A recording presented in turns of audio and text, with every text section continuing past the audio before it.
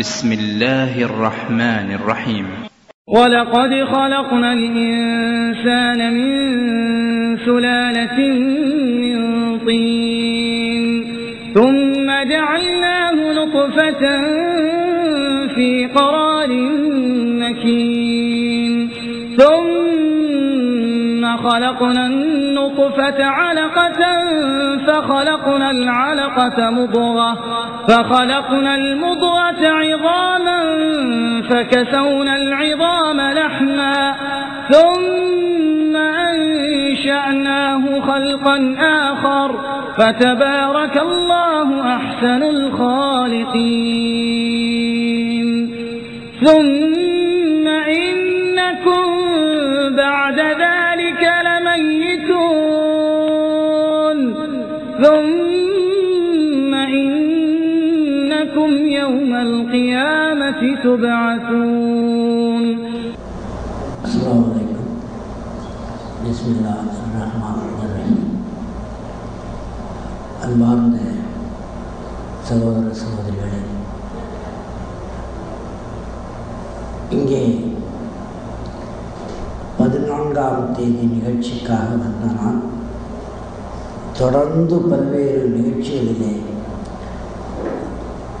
இறையருளாலே பங்கேற்கிற வாய்ப்பு, உங்களையெல்லாம் சந்திக்க அரிய வாய்ப்பு எனக்கு அருளிக் கொண்டிருப்பதற்கு அல்லாஹ் தஆலாவுக்கு நெஞ்சார்ந்த நன்றியை தெரிவித்துக் கொள்கிறேன். இதற்கிடையே இஸ்லாமிய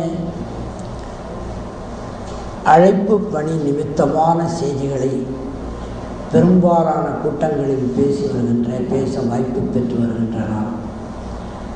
உங்களிடையே ஓரிரு முறை என்னுடைய துறை சார்ந்த ப்ரொஃபஷனல் ஸ்பீச் என்பதாக சில கருத்துக்களை தெரிவிக்கின்ற வாய்ப்பும் எனக்கு இறைவனாலே அருள்பட்டிருக்கின்றது. அந்த வகையிலே சமீபத்திலே ஒரு கூட்டத்திலே நான் பேசிய குழந்தை வளர்ப்பு பற்றிய சில மனவியல் செய்திகளை, அன்றைக்கு கொஞ்சம் குழந்தைகள் எண்ணிக்கை கூடியிருந்ததனாலே கொஞ்சம் பரபரப்போடு கேட்டவர்கள் தாய்மார்கள் மீண்டும் அப்படி ஒரு நிகழ்ச்சி நடத்தப்பட வேண்டும் என்று விரும்பியதாக நான் கேள்விப்பட்டேன். அதற்கும் மேலாக அன்றைக்கு வர முடியாத சகோதர சகோதரிகள் மற்றும் அன்றைக்கு பதிவு செய்யப்படாமல் சரியாக பதிவு செய்யப்படவில்லை என்ற குறையும் இருந்ததனாலே அன்றைக்கு சொல்லப்பட்ட ப்ரொஃபஷனல் செய்திகள், டெக்னாலஜிக்கல் செய்திகள், தத்துவ முறையான சில செய்திகளை ஜனரஞ்சகமாக நான் சொல்ல முயற்சித்தேன். அன்றைக்கு அந்த செய்திகளை மீண்டும் சொல்லுகிற வாய்ப்பை இறைவனின் அருளால் இன்றைக்கு பெற்றிருப்பதற்கு நான் மகிழ்கிறேன். எடுத்த எடுப்பில் ஒரு செய்தியை நாம் தெளிவுபடுத்திக் கொள்வது நல்லது. எந்த துறையை பற்றிய அறிவை உண்மையிலேயே பெற வேண்டும் என்று யாராவது விரும்பினால், அது எந்த துறையாக இருந்தாலும் தெரிந்தவர்களிடத்தில் தெரிந்து கொள்ள முயற்சிக்கும் பொழுது இன்வேஷன் இருக்கக்கூடாது. இன்வேஷன் என்று சொன்னால் நமக்கு அதில் ஓரளவுக்கு தெரிந்திருக்கலாம், அதை திணித்து அவர்களிடத்தில் செய்திகளை பெறுவதற்கு நாம் முயற்சித்தால் அது திசை திருப்பதாக முடியும்.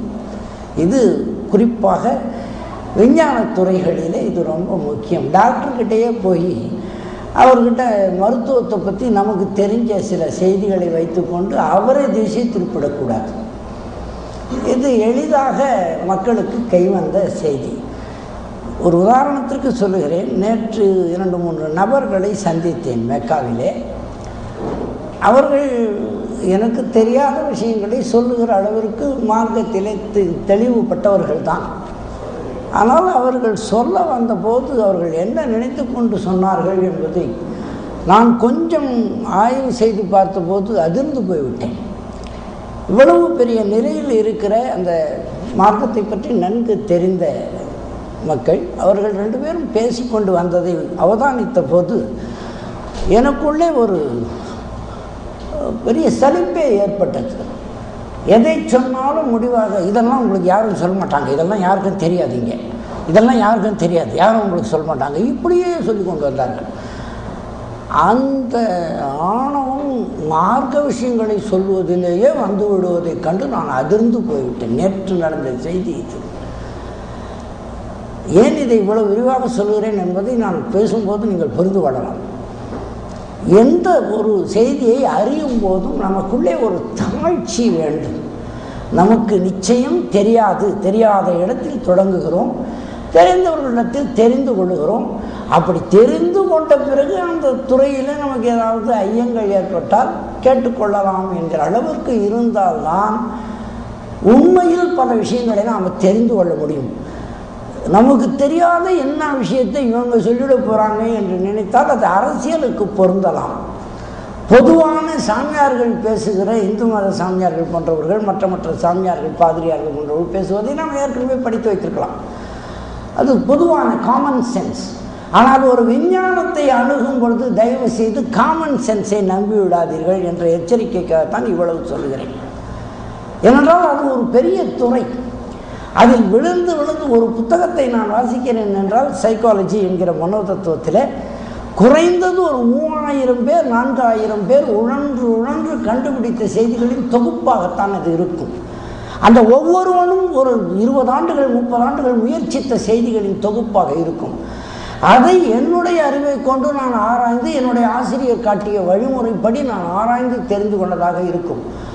இவ்வளவு செய்திகளையும் சொல்கிறதுக்கு முன்னாலேயே, தொடங்கிறதுக்கு முன்னாலேயே எனக்கு தெரிஞ்சது என்னன்னா அப்படின்னு ஆரம்பிச்சிடக்கூடாது யார். அந்த ஒரு தெளிவோடு இந்த செய்தியை அணுக வேண்டும். ஏன்னா இது ஒரு ப்ரொஃபஷனல் டாக். எனக்கு தெரியும் என்று நினைத்து உலகளவிலே 1971 முதல் 74 வரை அந்த காலத்தில் வெளிநாட்டுக்கு போய் படிப்பது ஒரு சாதாரண தமிழ், ஒரு சாதாரண நடுத்தர வர்க்கத்தைச் சேர்ந்த ஒருவன் 71 74 வரை ஆக்ஸ்போர்ட் பல்கலைக்கழகத்தில் ஹோலி ட்ரினிட்டி கல்லூரியில் பெரிய மிகச்சிறந்த பேராசிரியர்களிடத்தில் அப்நார்மல் சைக்காலஜியை ஆராய்ச்சி செய்து டாக்டர் பட்டம் பெறப்போவது என்பது அது எவ்வளவு கடினம் என்பதை யோசித்து பார்த்தால் தெரியும். அந்த காலத்தில், இப்பொழுது ரொம்ப சுலபமாகிவிட்டது. அங்கே தேர்ச்சி பெறுவது என்பது மிக கடினம். அதிலே முதல் மாணவனாக வந்தவன் மட்டுமல்லாமல் அந்த துறையில் 40 ஆண்டு காலம் 38 ஆண்டு காலம் அனுபவம் பெற்ற பேராசிரியர், சிகிச்சையாளன் என்ற முறையிலே உலகம் முழுக்க பரவலாக அறியப்பட்டவன். அந்த வகையில் நான் தெரிந்து கொண்ட செய்திகளை இன்ஷா அல்லாஹ் உங்களுக்கு பகிர்ந்து கொள்ளுகிற ஒரு நோக்கத்தோடு நான் அழைக்கப்பட்டிருக்கிறேன். ஏன் இவ்வளவு பெரிய முன்னுரை சொல்கிறேன் என்பதை நீங்கள் அவதானிக்கலாம். காயப்பட்டிருக்கிறேன். இந்த செய்திகளை சொல்ல வேண்டும் என்று நான் விரும்பியதுக்கு காரணமே, இஸ்லாமிய மார்க்கத்தை பற்றியே எனக்கு தெரியாத விஷயங்களை பேசுவதில் அதிக நேரம் செலவழித்து கொண்டிருக்கிற நான் தெரிந்த விஷயங்களை உங்களோடு பகிர்ந்து கொள்ள விரும்பிய போது எனக்கு ஏற்பட்ட தாக்கத்தை, சில பேராலே காயப்பட்டதை வெளிப்படுத்துகிறேன், அவ்வளவுதான். இப்போது நான் நேரடியாக செய்திக்கு வந்து விடலாம். இந்த பின்னணியோடு கவனியுங்கள்.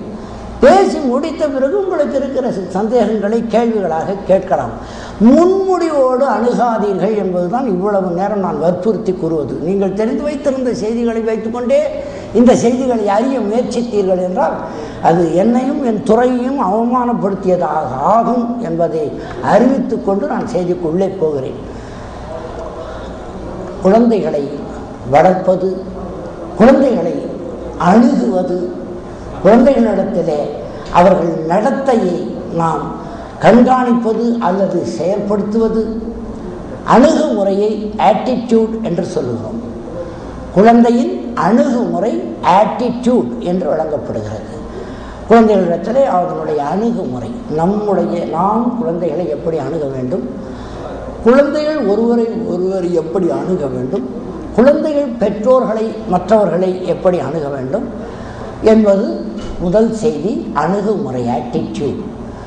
பிஹேவியர் நடத்தை, நாம் குழந்தைகளிடம் எப்படி நடந்து கொள்ள வேண்டும், குழந்தைகள் நம்மிடம் எப்படி நடந்து கொள்ள வேண்டும் என்பது பிஹேவியர்.